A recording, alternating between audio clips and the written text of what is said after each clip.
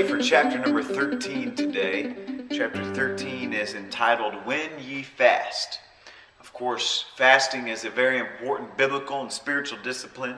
There's over 70 references to fasting in the Bible. We read about it in both the Old and the New Testament. We read that Moses, Elijah, and Jesus Christ were all three led by the Spirit to fast for a period of 40 days. And we know that fasting was not just an Old Testament command, but it was a New Testament command and a part of the New Testament church lifestyle.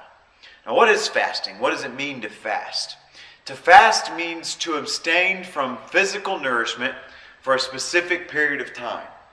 We hear people talk about fasting some other things, like maybe fasting some form of media or entertainment for a specific period of time. But by definition, this is not really a fast. It's a good discipline, but it's not a fast. Fasting has to do with specifically with physical nourishment, so food and drink, and abstaining from that for a specific period of time.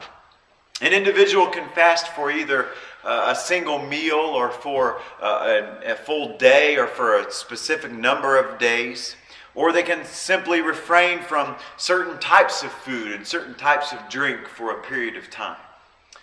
When we fast, we deliberately are turning our attention from physical matters to spiritual matters. By refusing food, we are denying our flesh, denying our carnal nature, and we are concentrating on putting our energy and our effort into feeding the spiritual man and the spiritual side. Jesus declared that his disciples would be fasters. He stated in Mark chapter 2 that after he ascended into heaven, fasting would become a part of his disciples' regular spiritual practice. We find many examples of fasting in the New Testament church, and so we know that this is certainly something that is for us today. Now, there are many people who proclaim the physical benefits of fasting, and there are physical benefits of fasting, but our main purpose in fasting is not physical benefits, but spiritual benefits. Fasting is much more than just a physical event, but it is a spiritual activity and a spiritual discipline that actually impacts the spiritual world. Fasting is a powerful weapon that helps us to win victory over our flesh and over the influence of the world and over the attacks of the enemy. Fasting should be a very personal and private devotion to God. It should not be a public display to draw attention to ourselves. But in our personal devotion, we should try to make fasting as unobtrusive and unnoticeable to other people as possible. Matthew chapter 6, verses 16 through 18 puts it like this, and it's Jesus speaking. He says, "Moreover, when you fast, be not as the hypocrites of a sad countenance, for they disfigure their faces that they may appear unto men to fast." He's saying the hypocrites, they want people to know they're fasting. They want to draw attention to themselves when they're fasting. He goes on to say, "Verily I say unto you, they have their reward. But you, when you fast, anoint your head and wash your face, that you appear not unto men to fast, but unto thy Father which is in secret, and thy Father which seeth in secret shall reward thee openly." In other words, don't try to get people's attention when you're fasting, but just do it unto the Lord. Do it privately, and God, when He sees that in private, He will reward you openly. To use fasting as some kind of spiritual status symbol, or to elevate yourself, or to think of yourself as higher and better than other people, it violates the entire purpose of fasting. The purpose of fasting is to humble us and to defeat the flesh. It's not to lift us up or to cause us to be prideful.